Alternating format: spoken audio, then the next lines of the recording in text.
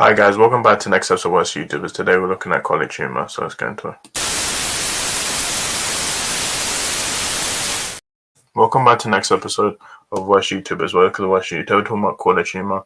Before I do it, don't forget to subscribe and click on his album. So, you're probably thinking who college humor are. No, see into the background.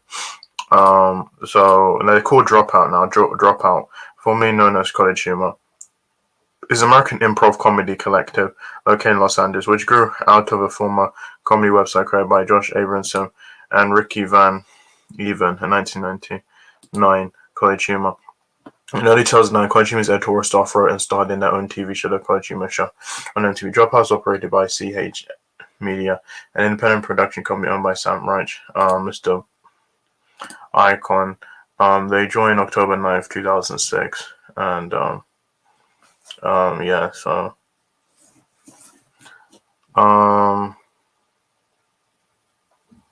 yeah, so now let's get onto the YouTube.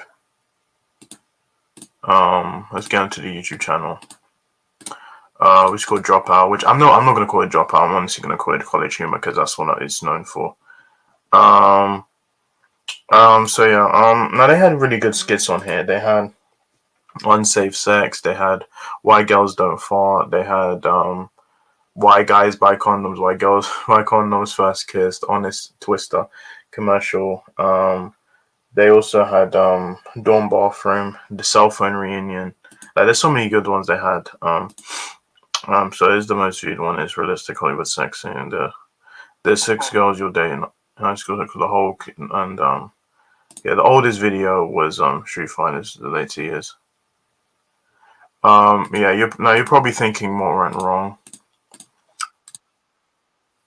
So let's get into it now.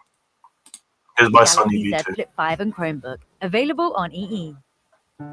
Almost everyone at College Humor lost their jobs today. That was the title of a news article published in January 2020 after College Humor reduced its staff from around 100 people to less than 10. The need to lay off a whopping 90% of their workforce had come about because of financial troubles. The channel wasn't profitable. College Humor had suffered from multiple changes in monetization rules. Many of their spin-off products were launched with varying levels of success, all while their general viewership had declined from beyond 100 million per month to around 15 million per month recently. Similar to Smosh as covered previously, College Humor actually began as a separate website in 1999. However, while Smosh saw a little success on their website prior to making videos, College Humor was the opposite. In the 6 years between 2000 and 2006, the College Humor website saw massive success by posting content which was, quote, dedicated to the goofy things that college kids find funny. The fact that College Humor's audience were college kids meant that a lot of the content and humor posted was slightly controversial, edgy, and offensive. There was a section for funny drunk college photos, offensive signs, and sexualized images, in conjunction with a message on the homepage from October 2000 which read, "Attention parents and people over 32. Necessary warning. We've had several complaints from parents and older people who are offended after looking at this site. Please note that the name is College Humor and not Parent Humor. You will be offended if you explore this site anymore, so please do not proceed. Also, if you're younger than 18, some of this stuff may not be appropriate. We understand that by saying this, we're drawing more under 18 kids into the site, but oh well. Oh, and don't try stuff you see on here at home. Thanks." This message gives us a pretty good insight into the image that College Humor was going for. It seemed as though they almost wanted to rustle some jimmies in order to show their users that they were willing to push boundaries, and it worked extremely well. Our third month, we got a check for $8,000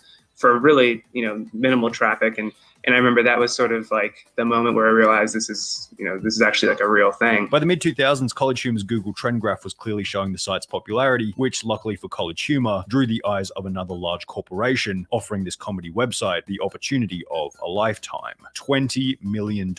That's how much the two founders of College Humor reportedly received in exchange for a 51% stake in the company. This meant that all of a sudden, College Humor had a bigger budget to work with, as well as the ability to pursue new and novel projects. College Humor had been creating original videos and posting them to the College Humor website dating all the way back to 2005, about a year before the acquisition by IAC. However, at the time, the videos were pretty basic and had a limited reach considering they were only accessible to those who happened to visit the College Humor website. Their newly found corporate funding in conjunction with fresh leadership changed all of this. Suddenly, they had the budget and manpower to include multiple actors in their videos, which featured professional camera work and professional editing, all of which being uploaded to their newly launched YouTube channel called College Humor TV, or CHTV, 2020 under the control of their new president of original content, Sam Reich. A large portion of this new content being produced for YouTube continued on with their website's edgy, slightly offensive branding. Osama Night Live, Unsafe Sex, a series titled Clocksuckers, done deliberately, with one of the CollegeHumor founders stating, "We remain edgy and keep a sensibility that college kids can relate to." It took them a while to figure out what would and wouldn't work here on the YouTube platform. For example, by 2007, over a year after beginning the channel, the group had gained only a touch over 8,000 subscribers, on top of a video queue that didn't exactly stand out as overly enticing. However, by 2009, this had changed dramatically. Their entire team had been plastered on their front page, showing everyone that they meant business. And if you scroll down a little bit to the video section, not only did their thumbnail show that the channel had access to professional animators, but they also often displayed a large cast nestled within professional video sets. From a competition standpoint, CollegeHumor's corporate media backing and access to a huge team of professionals simply put them miles ahead of every other channel at a time when most featured little more than one person talking into a webcam. This would then reflect in their subscriber count. In the 10 months between February 2009 and December 2009, the channel's subscriber count skyrocketed from 150,000 to over 500,000, placing them in the position of YouTube's 16th most subscribed channel. 6 months later, the channel was at 1 million. And by 2014, CollegeHumor had been ranked as New Rockstar's 76th greatest channel of all time. The backbone of this growth was not only the professionally produced skits, as previously mentioned, but also the incredibly likable, relatable characters within the videos. Jake and Amir, who were two of the most popular characters on the channel, hosted a series in which Jake would play a logical, rational, calculated office worker, having to deal with this irrational, annoying, odd co-worker, Amir. The two would eventually release over 600 episodes of Jake and Amir between 2007 and 2015, at which point they would discontinue the series and leave CollegeHumor altogether, with the goal of working on their own channel and podcast. However, Jake and Amir weren't the only notable characters to have left CollegeHumor, as highlighted by somewhat of a viral Reddit post in early 2017. What happened to CollegeHumor? They used to be so much better. Like, I know they had at least 15 actors, animation, so much better skits, and it seems as if they had a lot more money. Now there are only 5-ish actors and nothing near as good quality. The 8,000 plus upvotes and 700 comments on the post showed that many shared a similar opinion. Jake and Amir left, simple as. And on a similar vein, I think a lot of their top talent moved on to bigger and better things. Instead of leveraging that alumni network and doing better, it seems they decided to take on the BuzzFeed model of business, and so they suck now. The comment relating to CollegeHumor taking on BuzzFeed's business model was partially true. CollegeHumor didn't have a super strong political flavor in the same way that BuzzFeed did. There was certainly a slight political bias with many videos criticizing America's president. However, most of these videos were pretty mild, done in the name of comedy, and didn't give you the idea that they were trying to have an impact on the next election in the same way that BuzzFeed did. The other thing that set CollegeHumor apart from BuzzFeed was that CollegeHumor kept their content somewhat crude and offensive. Even after the adpocalypse in 2016, CollegeHumor kept the uncensored swearing and edgy topics alive, which the audience respected as it's simply less common, and it shows that you're willing to take a risk in order to keep the content authentic. However, in the case of CollegeHumor, it may not have been a risk worth taking, as in 2018 they would reveal that it was severely hurting the channel's profits. It came in a video titled "How the Internet is Ruining Comedy," posted on the 27th of September 2018, in which the CollegeHumor director Sam Reich would state, "Making internet videos is challenging, mostly because it pays Dick, and Dick doesn't pay for internet videos." The CollegeHumor channel was still performing quite well at this point, gaining around 80 million views a month. However, each video was only on average between 3 and 6 minutes in length, which may not have been bringing in enough money to cover the wages of over 100 staff. Later in that same video, CollegeHumor would add that, "Nowadays, many of our YouTube videos are deemed controversial and don't make any money," showing that on top of the videos already being short, many of them weren't being monetized at all. For this reason, CollegeHumor would launch a third-party subscription website called Dropout, on which they could post all their uncensored content for free, marketing it as, "It's like Netflix,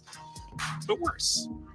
And cheaper." Now, it's incredibly difficult, if not impossible, to find data on how popular Dropout TV was or is, but it didn't seem like it was a failure. There were comments on the introductory video over 2 years after Dropout's release stating, "I have been subbed for the site since this video was released, and I haven't regretted it once. I really love these guys. Dropout is so worth it. There is so much to explore and deep dive, and I want to support everyone at CollegeHumor and keep them going and creating. Best purchase I have made in ages. Honestly, Dropout is so worth it. It's cheap and I have tons of hours of my favorite comedy shows." It seemed as though Dropout TV was helping CollegeHumor get to a position of profitability. However, such a goal was going to be much harder to achieve after the date of January 8th, 2020. CollegeHumor's parent company pulled its funding, laying off more than 100 employees and leaving a longtime executive to run the company on his own. What's your Oreo twist? The title to that article summed up the situation perfectly. The parent company of CollegeHumor, IAC, had pulled its funding from the channel, resulting in the layoff of 90% of its staff. CollegeHumor's director Sam Reich would announce the news to his Twitter in a tweet stating, "IAC, our parent company, has made the difficult decision to no longer finance us. Today, 100 plus brilliant people lost their jobs, some of whom are my dear, dear friends. The twist, however, is that IAC has agreed to let me run the company myself. In words that I'm sure are as surreal to read as they are to type, I will soon become the new majority owner of CH Media. Of course, I can't keep it going like you're used to. While we were on the way to becoming profitable, we were nonetheless losing money, and I myself have no money to be able to lose." The gamer from Mars made a very strong argument in relation to this last tweet in his video discussing the CollegeHumor layoffs. With over 20 years to start making money, how much longer did the team expect for financial backers to invest in this content before they'd be justified in cutting their losses? It's a very good point. If the website began in 1999,